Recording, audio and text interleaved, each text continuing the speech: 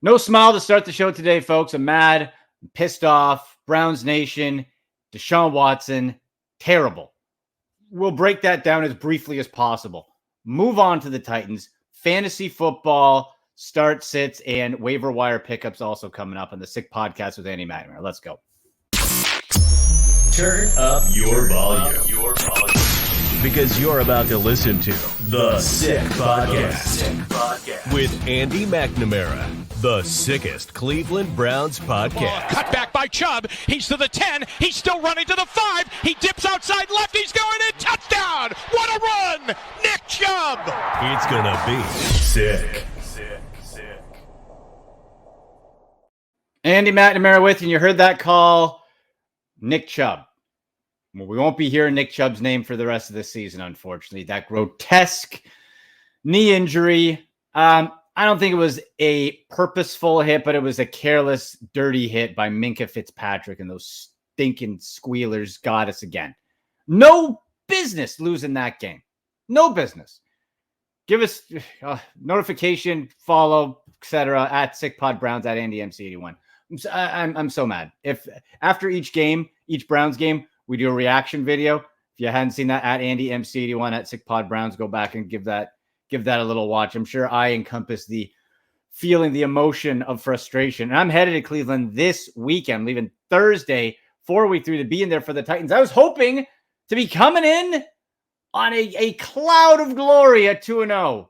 First time since 93, blah, blah, blah. No. Instead, I have hand-wringing. I have Nick Chubb, our best player, heart and soul of the team, out with all his ligaments torn. Deshaun Watson sucks. You lost to Kenny Pickett, who's absolute garbage. Absolute garbage. That Steelers offense, any Steeler fan trying to take a victory lap, you guys suck. You got your defense, and I'll take the upside potential of Deshaun Watson any day over average milquetoast Kenny Pickett. Nothing special about that guy at all. Offense lets you down big time. Special teams, Donovan Peoples-Jones looked terrified like you've never seen a football before on the punt return. Defense, spectacular. Deshaun Watson, hey, you play like that on Sunday, you'll be booed out of Cleveland, pal. You'll be booed out of here. Now, you're not going anywhere because of all the guaranteed money and draft capital, of course. But in any case, the Browns lose to the Steelers. Completely unacceptable. Opportunity squandered. So now what do? Well, it's Monday. We move on. We're going to talk about some fantasy football. Dan Toomey from Dynasty Nerds Cleveland fans is going to join me at the end of the show. We'll go through some waiver wire pickups because now that Nick Chubb injury, fantasy-wise, boy, you better go get yourself some Jerome Ford. You know, and also Jamal Williams injured with the Saints, so there's lots to go over there. But we're going to try to wash away the stink of that Steelers game, get out of Pittsburgh, and welcome in the Titans. And we welcome in Sick Podcast friend, host of Talking Titans, Sal Manfredi on the line. Sal, how are you, buddy? I'm good, Andy. How are you? I'm mad, Sal. I'm where you were a week ago, I think, right? Yeah. The week-over-week emotion in the NFL is outrageous. Yeah, it absolutely is. And, first and foremost, I want to give you my condolences, Andy. Obviously, that injury to Mr. Chubb last night was horrific and horrible. Yeah. And it's a shame. Obviously, you never, ever want to see anyone get hurt, but especially the premier talent in this league. Yeah. And obviously, Nick Chubb is one of the best on the planet Earth of running the football. So that's awful to see. Hopefully, he can come back next year and at least be, I'm sure at this point, Andy, you're hoping for maybe an 85% of Nick Chubb yesterday moving forward. Obviously, after that injury, it's probably not looking so great. But no, and it was apparently the same knee that he had that really bad injury in college in 2015. So who knows at this stage in his career? It's just a total deflation. And now, Sal, it would have been different if, Deshaun Watson, I don't know, played good. But he did not. He looked totally rattled. It looked like he cracks at any sort of pressure. Let's talk about this Titans team. And I feel there are some similarities a little bit because not that Ryan Tannehill necessarily reached the heights that Deshaun Watson did, but we were at the Tannehill, man. It was Tannehill. Now we have a run-heavy team with Tannehill who can distribute the ball. You edged out the Titans. Doesn't matter how you did it. You got there. Where are the Titans at 1-1 coming into Cleveland Sunday? to put it as brief and as simplified as possible, this is a team that is going to live and die by their quarterback. They have everything else that they need. They have a solid running game. They have an excellent defense, especially their front seven, or more or less their front five. But their secondary it leaves a little to be desired.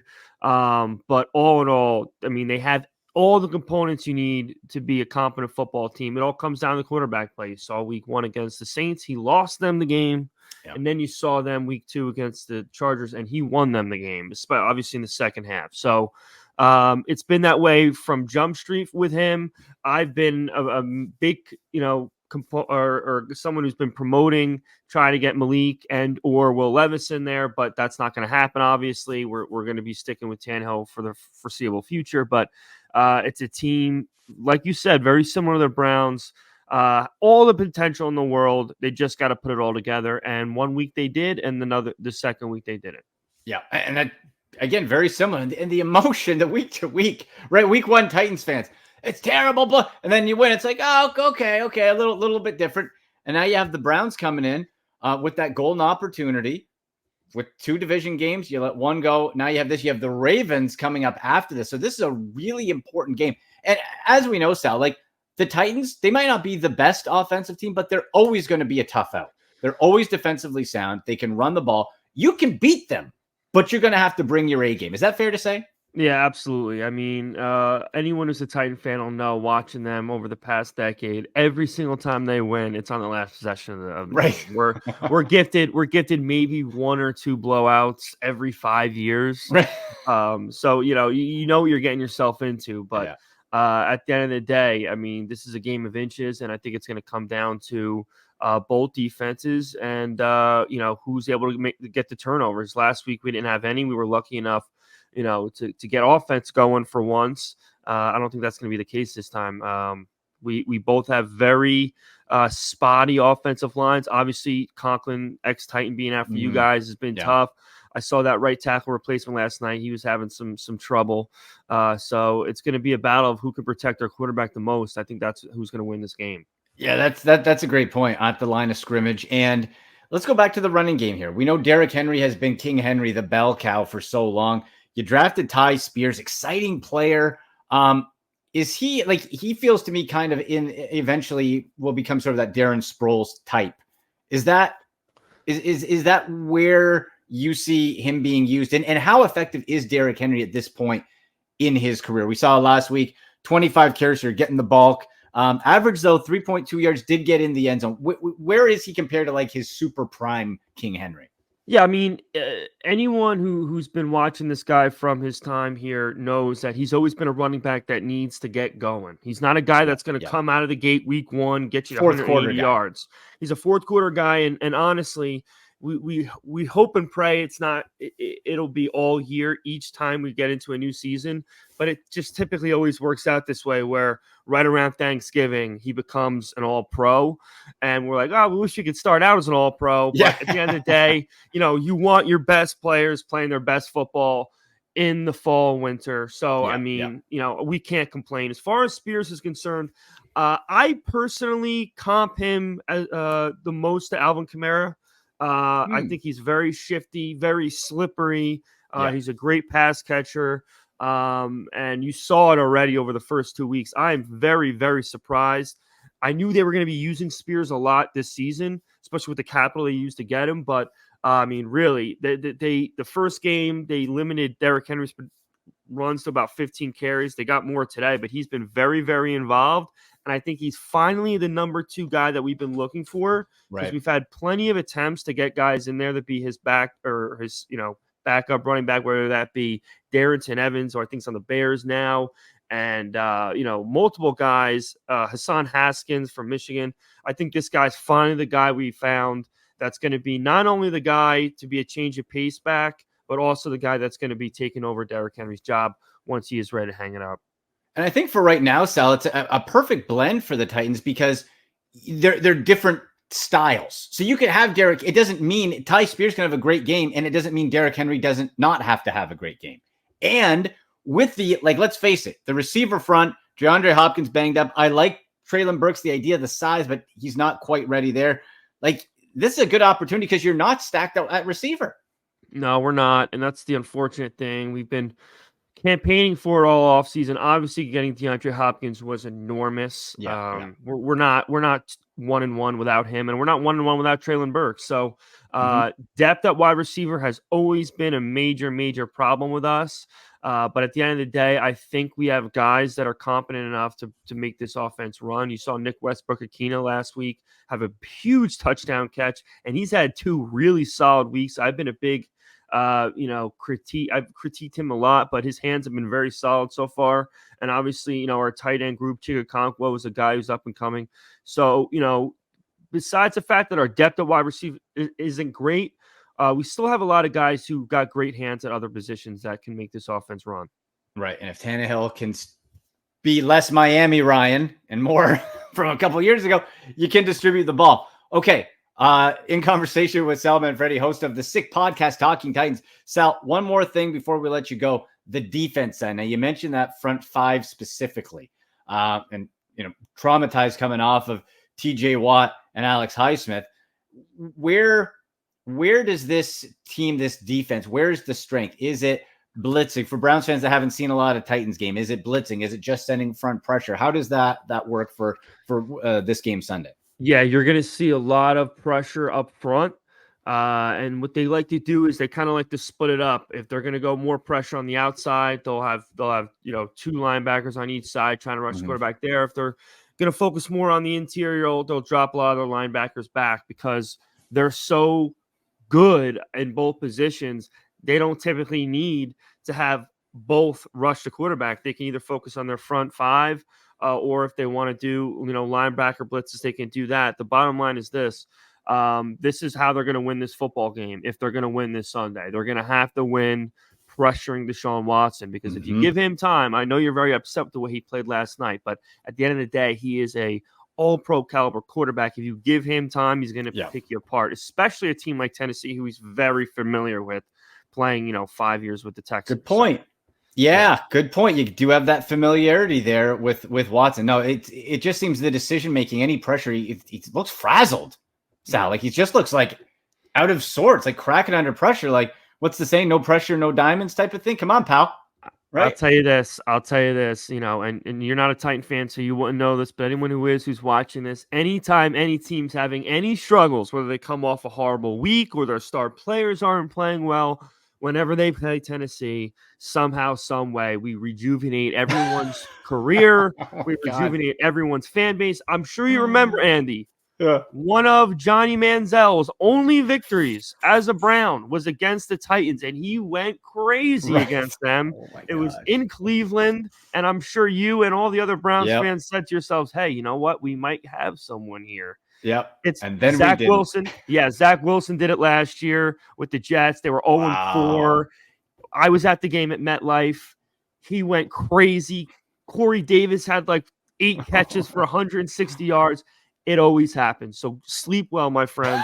I think you're gonna be okay. If nothing else, you're gonna feel better about the Browns, regardless of how this game ends. Oh my God, I hope so, man. I hope so. Like, you guys are in that division. You have all the tools. I think it's gonna be. It's a nice, like, to me, Tennessee. It's a nice fan base to be root for when it's not a direct competition. It's a good play. I wanted to come down to a game the last time the Browns were there, but it was in the COVID years, 2020. Yeah, so it's a great place. Definitely get down there if you can. It looks. I want to come down. So I don't know what the schedule with all the shifts and stuff. Hopefully in the next year or so we come down there. Well, hopefully you guys play us when we get a new stadium, because that's going to be coming in about 2 or 3 years. So that would be ideal as well. Okay. Yeah.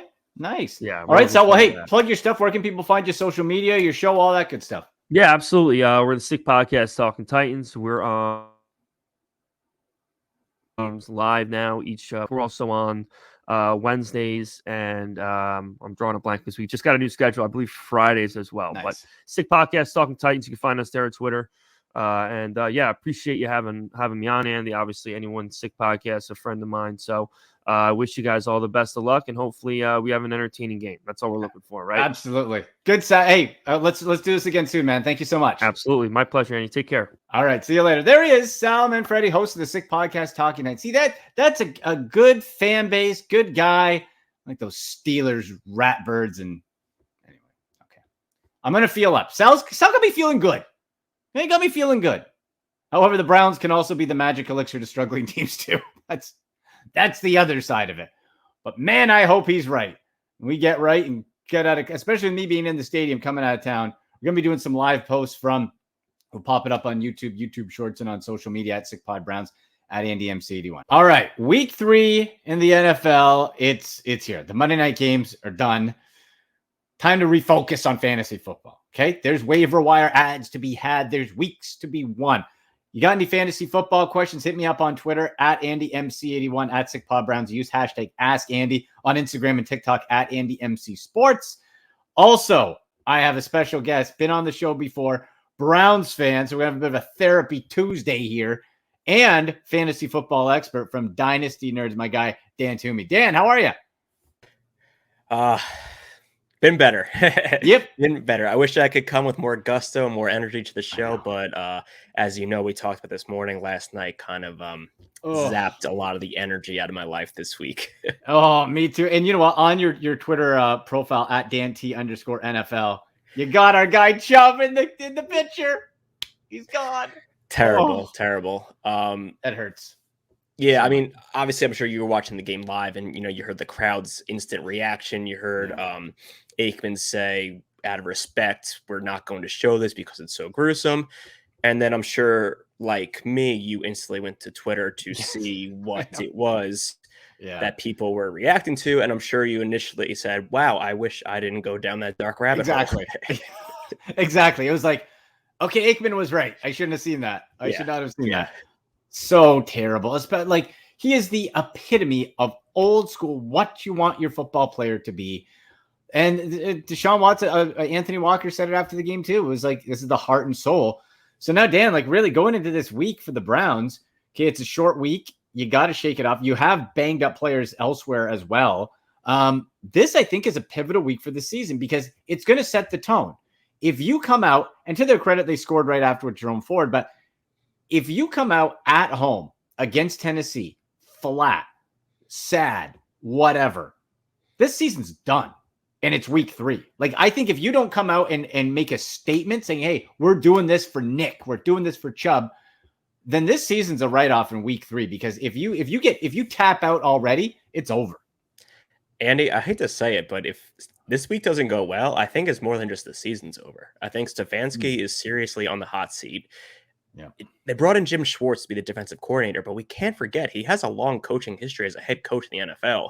Mm-hmm. I could easily see, listen, I'm fully convinced the Deshaun move was a Haslam's-based move, and I think if there's anybody on the chopping block, it's going to be Stefanski and not Deshaun.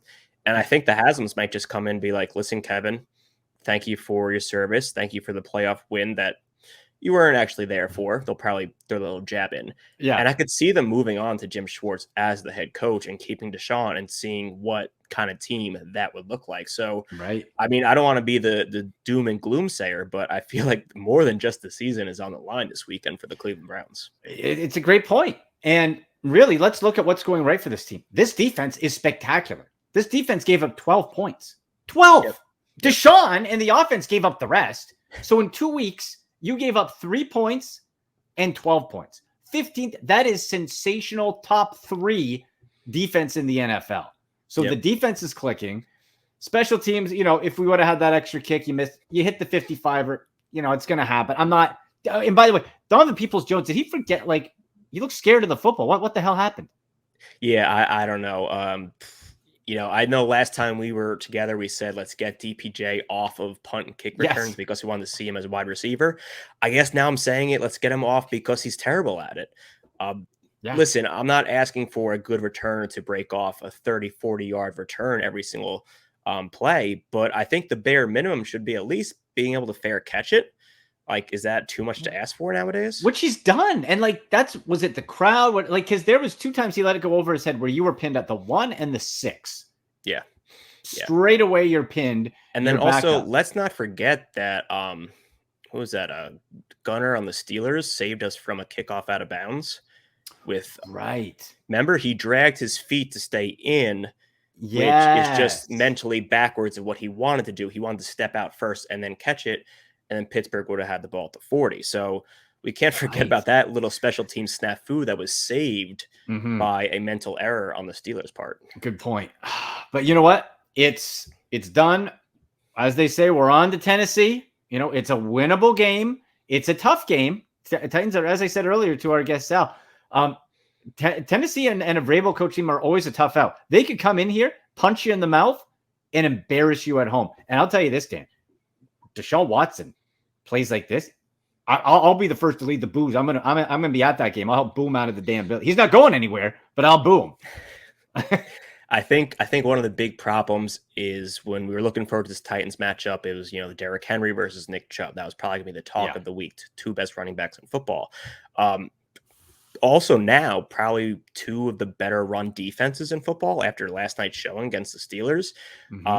So now we have Jerome Ford instead of Nick Chubb out there, and it's a concern. A lot of those runs that I saw last night, I was like, Nick would have broke a little more there, or Nick would have dragged the defender another yard or two. And in week one against Cincinnati, we were able to rely on Nick at the end of the game to really pulverize the Bengals and put them away. And I don't want to say that we lost the game because Nick Chubb got hurt, because I don't want to say that this whole team, which is star-studded, should rely on one running back and one player. But I feel like last night would have been a lot different if Nick was out there for the entire game. Absolutely. And credit to Jerome Ford. I thought coming in that situation, still limited NFL reps. I thought he played great. But the thing is, when you have arguably the best running back, and I know it's so many people, we talk about how interchangeable running backs are, for the most part, like 95% of the time, yes.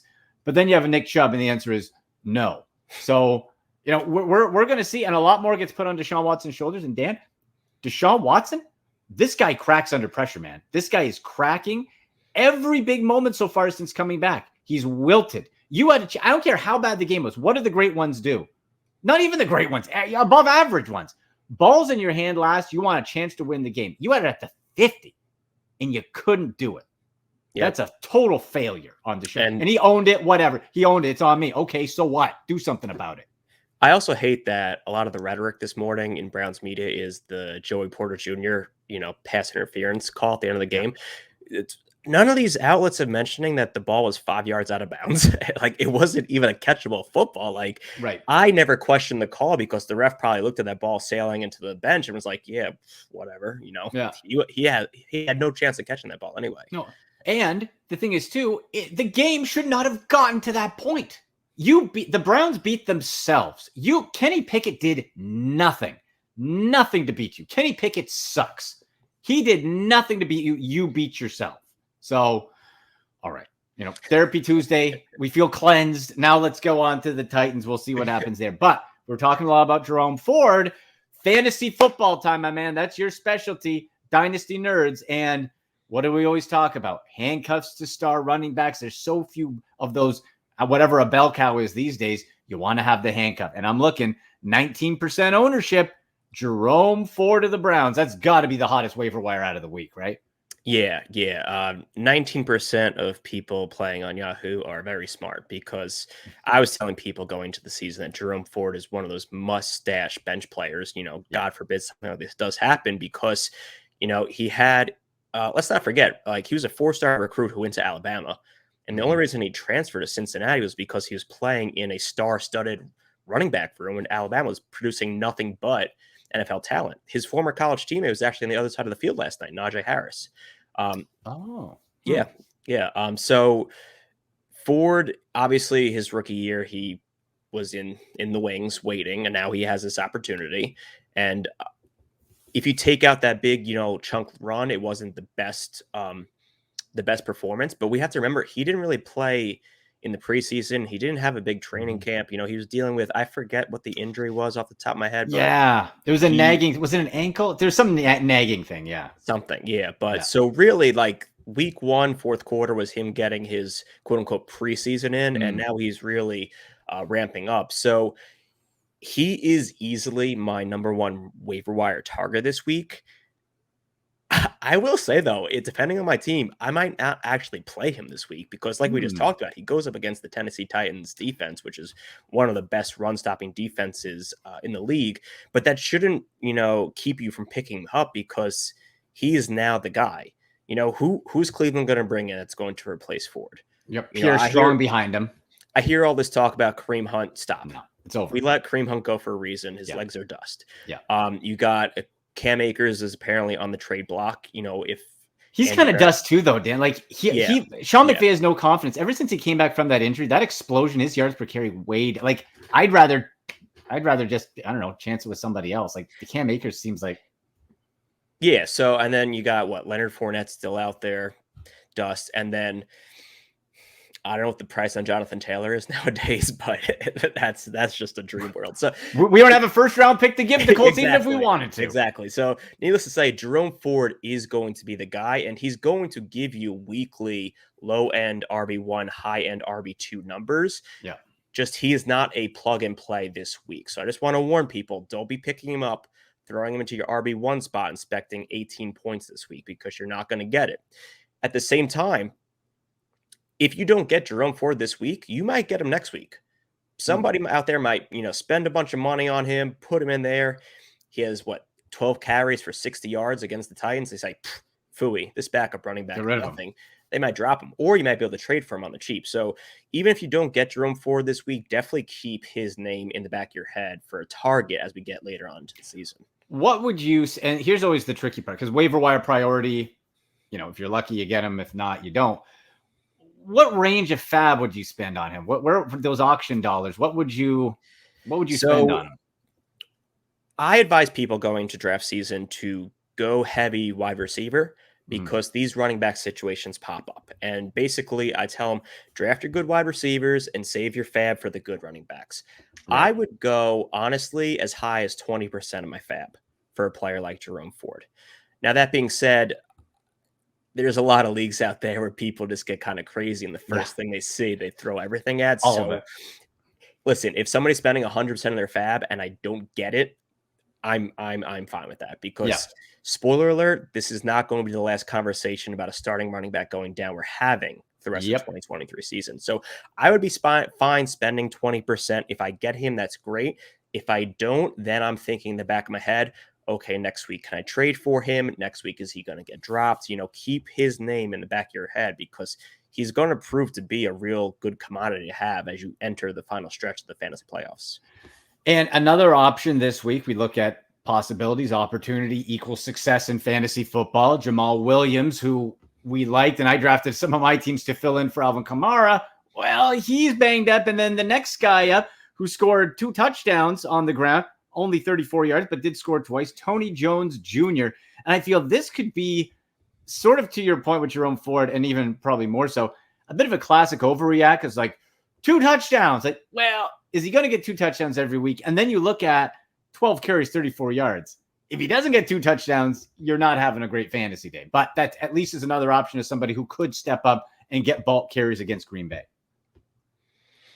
Yeah, definitely. And then I honestly, because I've been busy crying all day, I haven't noticed what the Jamal Williams injury news is. So I would keep an eye on injury reports coming out of New Orleans, both on Tuesday and all day Tuesday. Just see what the deal is because we got to remember Kendre Miller was also inactive last night. So if Kendre Miller is healthy for week 3, he's the player I would want on New Orleans going forward. So that might be a little good hack is those people will see the 2 touchdowns and say, oh, that's a lot of fantasy points. Let's spend a lot of my fab. Watch out for Kendre Miller being dropped by these people picking up these players and grab him for basically free. Because if Kendre Miller is active, he's the running back I would want in New Orleans without a Jamal Williams there. Interesting. And I'm looking here, hamstring for Williams, doubtful to play Monday night. Yeah. Yeah, so it is a longer week with them playing Monday, but I would expect Kendre Miller to be active considering they're down another running back, and if he is active, he is the running back I would want in New Orleans.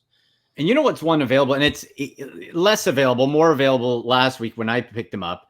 Speaking of the Cam Akers thing, I was like, as soon as I saw Kyren Williams get any time, I'm like, this is it. McVay's bailing on Akers, and I got him. Now he's owned 63% in Yahoo League. So there's a good opportunity. He might be sitting there for you. And Dan, we look at the opportunities he's had. The guy scoring touchdowns. The guy had 10 targets and 6 catches along with the receiving touchdown next week. That whole Rams offense is bizarre. We got Puka, Tutu, and Kyron running wild in LA. I don't know what the hell's going on. I was going to say, if you want to talk about guys in that like 50 to 60% range, because usually my suggestions are sub 30%, the players you realistically have a shot at. But Zach Moss is another name to keep an eye on. He's currently 54% owned on Yahoo, and he played 98% of the offensive snaps for Indianapolis this weekend. Not a single other running back saw the field this weekend. And the only times he came off was when they were playing, 0 running back formations. So that is definitely a name I will keep an eye on. But remember, Jonathan Taylor is eligible to come off the IR after week 4.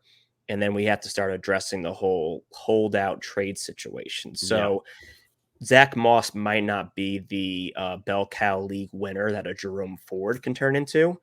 But given the usage he saw this week, it seems like he is the man as long as Jonathan Taylor isn't there. Interesting. Okay, let's move on to quarterback here. We'll go through the rest of our positions of top waiver wire pickups that you can go through. Let's say you're a Deshaun Watson owner and you are just furious and you're going to bench his ass and get somebody else in there. How about his predecessor, our guy Baker? Bake Show. He's 2-0. Never really been that good of a fantasy option, even in his 2020 heyday. But Bake is winning. He's taken 3 touchdowns last week. He's cutting down on the interceptions. Now, you do play Philadelphia. That's not a great matchup for him. But at quarterback, who are you liking? So, I also want to mention, if you have Joe Burrow as your fantasy quarterback, I would be looking to pick up a backup this week. The calf was aggravated again this weekend. Not sure what's going on, but it's definitely hampering his play style. And I don't know what kind of conversations they're having in Cincinnati about possibly sitting him for a week or two. But 2 other names I want to mention. I did have Baker on my list, but like you said, the matchup this week worries me. He's playing Philadelphia. We know that defensive line, and you and I, we know how Baker gets when he gets under pressure. Happy feet, ghost pressure, throw the ball into the defense's hands. Yeah, so people picking up Baker might be expecting big things this week and might be a little bit disappointed. A player on my list is actually somebody who's been compared to Baker coming out of college, and that's Sam Howell for the Washington Commanders.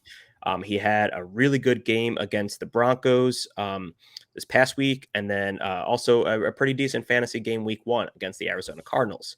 He gets upcoming Buffalo, Philadelphia, and Chicago. So Buffalo, it's going to be shootout type conditions, I would imagine. That Philadelphia game is a little bit worrisome, but Chicago, that's a primo fantasy matchup for your quarterback. He's only 20% owned on Yahoo. And the other quarterback I have on my list is CJ Stroud of the Houston Texans. He is 10% owned on Yahoo, and he has Jacksonville, Pittsburgh, and Atlanta coming up. That Jacksonville, I don't know. I thought this Jacksonville-Kansas City game was going to be high scoring, and that proved me wrong. So who knows what kind of Jacksonville team we get next week. But I would definitely suggest, if you are a Joe Burrow manager, you look into picking up one of these 3 guys as a safety net. And if you want to talk about little higher owned players on Yahoo, but you might be playing in a league that's not as sharp, Jordan Love is another player I'd be picking up. He's having a great season so far, but he's only I believe 60% rostered on Yahoo at the moment. So if you are in a league where Jordan Love's available, he's definitely an option I would have over the 3 guys that I just mentioned. Right. And Derek Carr's floating around. People just write off Derek Carr, and he kind of can be that safe, that higher floor, lower ceiling guy, right? Give you in the teens, maybe pop once in a while. Not a bad option.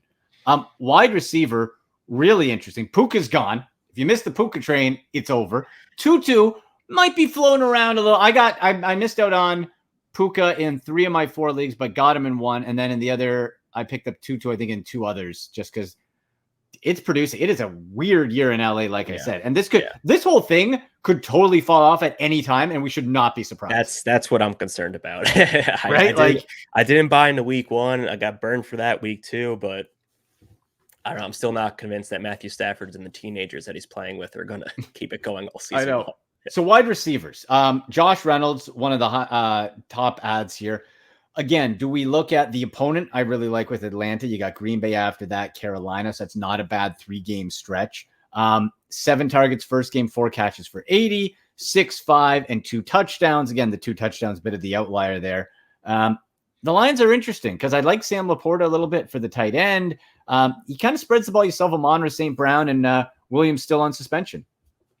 Yeah, so I wore my Senior Bowl hat for a reason because this week my wide receiver waiver pickups is the Senior Bowl squad.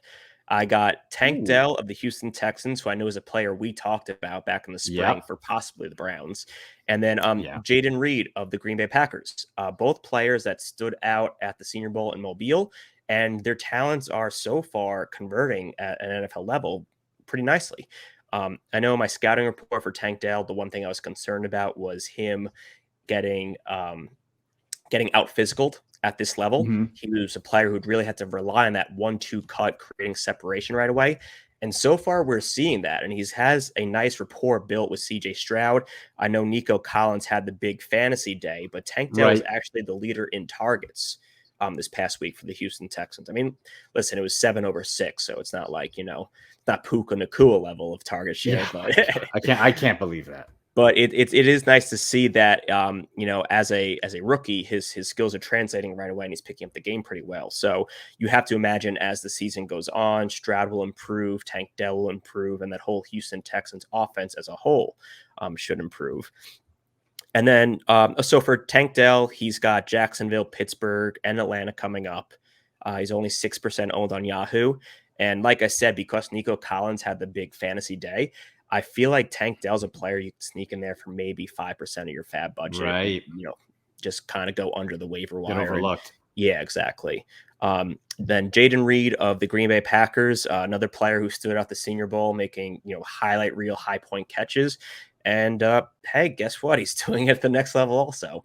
It's another case of a young player paired with a young quarterback building that repertoire. Christian Watson is still out. I think he has a chance of coming back this week, but that's what it says. Yeah. Yeah. But how it Friday happens and oh my God, I warmed up or I stretched the wrong way. There's so much happening in the NFL. Soft tissue hammy. Never Exactly. So, if Christian Watson is out, Jaden Reed is a player I could see plugging in this week against the Saints if I really needed a wide receiver flex play. I like that. Marvin Mims, someone to keep an eye on. I wouldn't rush out to get, but PPR-wise, Jerry Jeudy's getting back a little bit. I've been intrigued. Like, I would say for some of these players too, if you got a player who you drafted, who you're not going to play, you just know. You got him for whatever, and you're just not going to play him. Then someone like that, okay, hey, that's an area you can swap in and out potentially.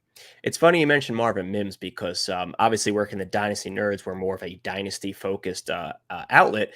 And me and my buddy Tim, we do a lot of content together. Mims was a player we were really high on in the pre-draft process. Then we saw him go to Denver. We're like, all right, Tim Patrick, Cortland Sutton, Jerry Jeudy, he's going to be buried, but, those contracts come off the books soon, and he'll be the guy in 2024. And I was actually messaging Tim on Sunday. I was like, "Oh my God, Marvin Mims is happening way before we knew it." Unfortunately, it's the case where it's a lot of fantasy points, but not a lot of volume. Yeah, I would not pick up Marvin Mims expecting that type of production next week or even the week after that. However, I've been picking up Marvin Mims and stashing him on my bench in a lot of places because I feel like he's going to be, it happens every year. There's that rookie wide receiver. The last 4 weeks of the season, he has 400 yards and 5 touchdowns over that span. And Amon-Ra St. Brown was that guy. Yes, exactly. And Marvin Mims fits that profile perfectly. He played at Oklahoma, 1,000-yard receiver with 3 or 4 different quarterbacks while he was there. He fits the profile of a late fantasy playoff league winner. And if he's picked up this week, he might be dropped eventually. Look out for Marvin Mims. And if you have a deeper bench and you can stash him without hurting your starting lineup, definitely hold on to Marvin Mims as we get closer to the playoffs. I'm with you. And let's finish off with tight end, the fantasy wasteland that is. And we saw that no more so than week 1 without Travis Kelce. Wow. TJ Hawkinson, I picked him up in, I think, 3 out of 4 of my leagues. and he's proven pretty good so far. But now who's available? Okay. So we look at, there's a Hunter Henry. I never trust New England. You got Zach Ertz. There's who are you feeling on the tight end side? So I actually have a quiz for you, my friend. Okay. Do you know who currently leads the league in tight end targets? Oh, is it Hawkinson? No. No, who? Obviously not Kelsey, because Kelsey missed week 1. Missed a week. Zach Ertz. Zach Ertz leads all tight ends in the NFL with 18 targets through 2 weeks. With Josh Dobbs at quarterback. Yes. I would be picking Zach Ertz up if I was in desperate need for a tight end. And let's be honest, everybody's in desperate need for a tight end right now. Yeah. If you didn't get Kelsey or Hawkinson, you're in desperate tight end. Yeah, exactly. So, Ertz has been seeing a large volume of work. That Arizona Cardinals team is not very good, so it's a lot of garbage time playing from behind type of stuff. Although this past week was kind of weird because they got hit with the comeback win on going the other way with the Giants. And then you mentioned another guy that I like, Sam Laporta. Mm-hmm. That Lions offense is going to be very high scoring all year long. Jameson Williams is still suspended, and you got David Montgomery is hurt. So I'll be interested to see, because they had that, kind of like that Gibbs pass catching, Montgomery running type of thing. Do they maybe rely on Gibbs a little bit more in the running game that opens up some more targets for Laporta, because he operates in that same area of the field where Gibbs would, kind of like 1 to 5 yards from the line of scrimmage. So Laporta is another player that I'd be picking up and stashing. And I mean, to be honest, with the way tight end this year is, you're probably starting a player like Laporta anyway. Yeah. And what you want to do is look at, not the guy who got, just like with running backs, the fluke two touchdowns and for 14 yards or something like that. Because Laporta, one of the rare cases where it's a rookie tight end who's making an immediate impact in real life and in fantasy on the pass catching side. Like, very sure-handed, catches everything that's thrown to him. That week 1 game, when he reached out, ran the route, and bailed Goff out just with a fingertip catch, I thought that built trust right there. And that's a chance. Now, what about Hunter Henry? Touchdown each of the first 2 weeks, 1. The target share is nice, 6 and 7. The yardage is 56-52. The New England offense is just so bland. Mac Jones, blah. But like Hunter Henry, I just feel it's, again, like if he's not getting a touchdown, and they might against the Jets next week, I just don't feel like you're getting that much. Like, his projected fantasy points consistently are like 7, right? Like, yeah, I know. But the same note, you look at any tight end right now, their projected fantasy points hover between 5 and 8. So that's it. It is a wasteland right there. And with most of these guys, you're hoping for touchdown luck from week to week. Yeah. Henry was a guy I was targeting extremely late in my fantasy drafts, just because I can't quote the stat off the top of my head, but this summer he had a red zone target share or something that looked really positive. But like you said, this New England offense leaves a lot to be desired. So, and Gesicki's there too, and he had 6 targets last game. It just, again, it seems sort of like that Jonnu Smith thing where they could cannibalize each other at some point. Yeah, exactly. In a low scoring offense. Okay, so Ertz is your top there, and he's 11% ownership. That's what surprised me. That's what surprised me when I looked. I might go get him. Yeah, I might go get him there. Okay, interesting. And the thing is, despite having so many targets, he hasn't had that like boom touchdown week. I always say when I'm giving fantasy advice to like people who are like kind of new to it is buy the volume, sell the fantasy points. Right. A player like Tony Jones, who just scored 2 touchdowns, I know for a fact everybody in my league, work friends, college friends, families, they're going to go out and they're going to try to get Tony Jones. Meanwhile, you look at the production and the volume and it's not there, and there's other players coming back from injury. So, you sell that noise and, you go after a player like a Zach Moss if he's available. Yeah. Or a Kendry Miller, like you said, right? Yep. Yeah. Something like that. Okay. Well, there you go, man. Dan, tell people you do such great work on Dynasty Nerds. Tell people where they can find you, hear you, all that stuff. Yeah. So on Twitter at DanT_NFL, I'm posting kind of everything over there. I'm on the Dynasty Nerds YouTube channel. We do a Dynasty team audit series where we actually go and break down like users' teams. We make trade suggestions, draft suggestions. It's a lot of fun. If you want to get your team audited, you could join with a Nerd Herd membership subscription. And we actually have a code with Underdog Fantasy Football. If you want to play best ball on Underdog, you use promo code NERDS to get a instant deposit match and get yourself a free year of the Nerd Herd membership. So pretty exciting stuff we're doing over there. I like that audit stuff. That's pretty unique. That's very detailed. Love it. Yeah, it's very individual type stuff.